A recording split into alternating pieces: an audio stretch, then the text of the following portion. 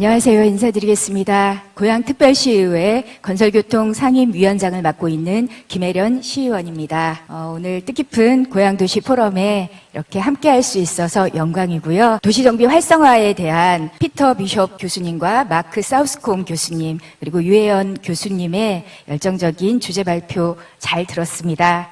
굉장히 뜻깊은 바가 있었고요. 고양시에 그리고 국토부에서 도시 정비를 앞두고 많은 영향을 끼칠 수 있는 내용이었다고 생각합니다. 먼저 고양시의 상황에 대해서 말씀을 드리고 싶습니다. 1989년 노태우 정부가 부동산 가격 안정과 자족도시 조성을 목적으로 5개 신도시를 1기 신도시로 조성 계획을 발표했습니다. 거기에 일산, 분당, 평촌, 산본, 중동 5개 지역이 발표가 되었고요. 그로부터 33년이 지난 오늘 1기 신도시 재정비 방안을 논의하는 자리가 열렸습니다. 방법적으로 보면 재건축 재정비가 어려운 일은 아니라고 생각합니다. 1기 신도시 재건축을 하기 위한 신도시 특별법을 정부에서 진행을 한다면 그리고 그 하위 계획으로 일산을 재건축지구로 선정해서 관련한 사업 절차와 하위 기준을 다 이행한다면 말 그대로 어려운 일은 아니라고 생각을 합니다. 그러나 이것이 이렇게 단순한 일인지는 의문입니다. 왜냐하면 이미 그 도시에 일산 신도시에 1기 신도시에 살고 있는 거주민들이 있기 때문입니다. 따라서 1기 신도시 재건축 이슈를 다룰 때는 단순히 공동주택지구 단지를 만든다거나 그거에 관한 사업성을 단편적으로 다루기보다는 굉장히 복합적이고 장기적이고 종합적인 내용이 담겨져야 한다고 생각을 합니다. 아무것도 없는 곳에 도시를 새로 건설하는 것보다 기존의 도시를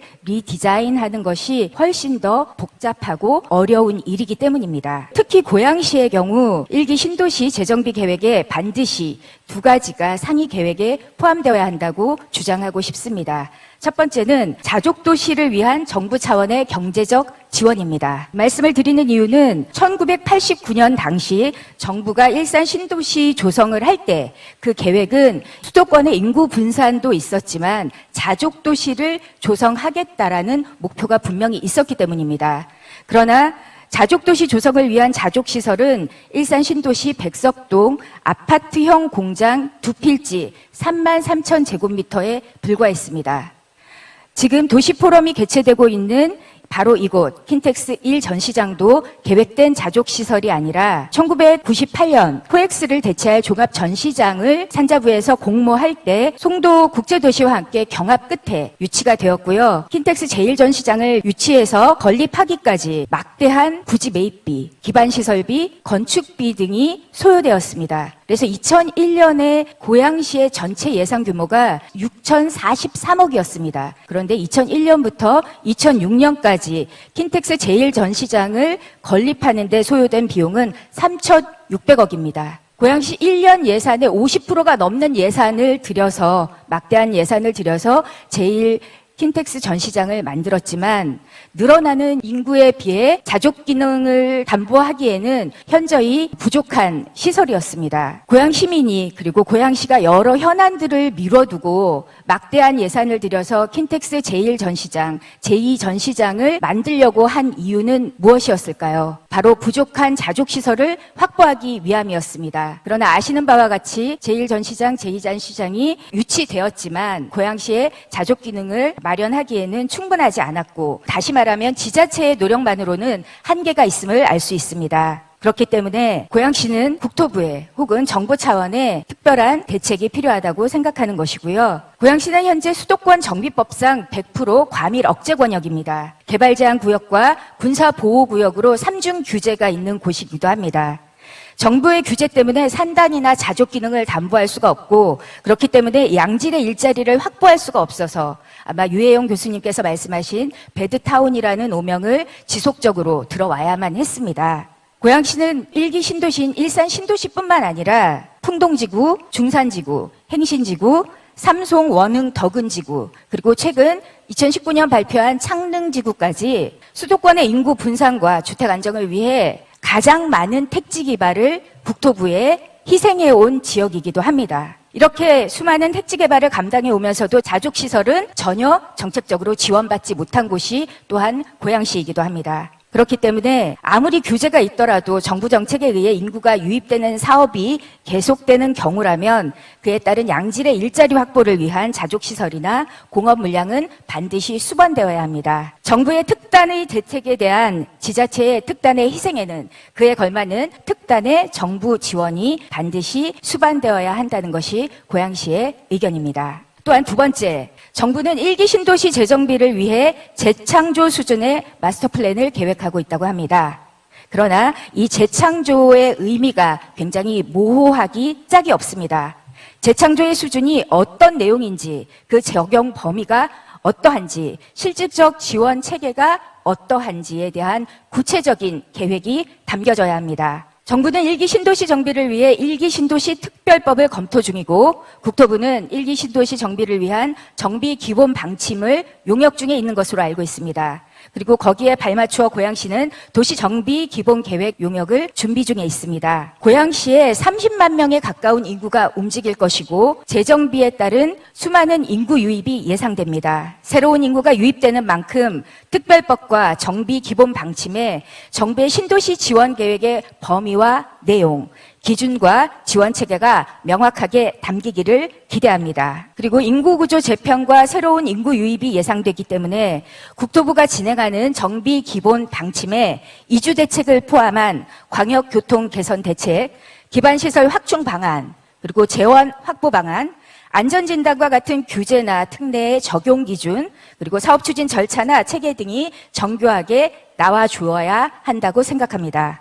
도시를 형성하는 기반시설과 교통인프라, 공원과 녹지, 학교 등이 조화롭게 조성되어야 그 도시 안에 살아가는 사람들이, 시민들이 인간다운 삶을 보장받을 수 있습니다. 신도시 재정비를 위한 정부의 마스터 플랜 안에 깨끗하고 쾌적한 주거공간, 양질의 일자리를 확보하기 위한 자족시설, 그리고 편리한 기반시설, 원활한 교통인프라 등이 잘 담겨지기를 희망하고 그로 인해 고양 시민들의 행복하고 평화로운 일상이 이어지기를 기대합니다. 여러분의 많은 도움을 요청드리고 하얀 눈밭에 발자국을 내는 일을 바로 여기 계신 우리 고양시와 국토부가 함께 진행해야 한다고 생각합니다. 도시는 역사와 현재 그리고 미래를 담고 있는 공간입니다.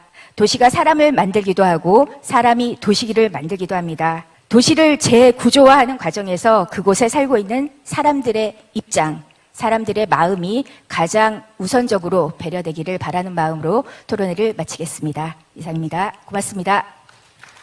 질문해 주셔서 감사드리고요. 특례시가 된 지역이 고양시 포함해서 수원, 창원, 용인 이렇게 4개 지역입니다. 광역 단위에 가기 전에 인구 100만 이상의 도시의 특례시를 지정을 해드리는데 이 특례시가 실질적으로 아직은 이름만 있지 그 안에 어떤 실질적인 권한이나 이런 것이 많이 들어있지 않은 것이 사실이고 그런 권한을 사무관리 권한이나 이런 것들을 광역단체나 국가 정부로부터 받으려고 많은 노력을 하고 있습니다. 여기에는 뭐 여야나 이런 것이 없고 국회의원들도 열심히 노력을 하고 있는데 사실 4개 특례시다 보니까 나머지는 특례시가 아닌 지역들이 있지 않습니까? 그러다 보니 그 지역에서는 또 그 권한이 4개 특례시에 가는 것을 좀 경계하는 부분이 있어서 이런 부분들을 해소하기 위해서 갈등을 없애기 위해서 많은 노력들을 하고 있고 특례시가 많은 권한을 이양받을 수 있도록 계속 노력하고 있다는 말씀 드리고요. 또 하나는 인구가 해가 가면서 늘어나기는 어려운 부분이 있다. 왜냐하면 저희가 2035 도시기본계획을 세우는데 고양시에서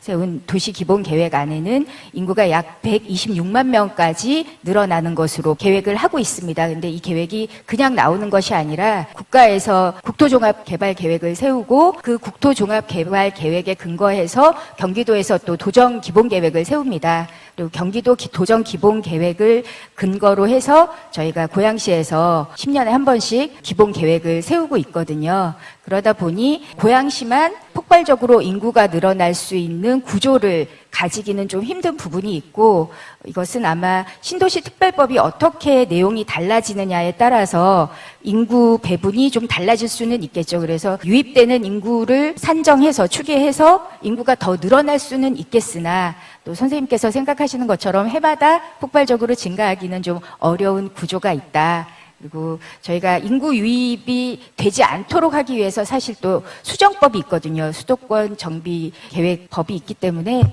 그 법도 또 인구를 많이 제한하고 있는 요인이 되기도 하고 있어서 저희가 이 모든 것을 다 포괄해서 인구 계획과 기반 시설 인프라나 교통 계획을 잡고 있다는 부분을 말씀드리겠습니다. 예, 이상입니다.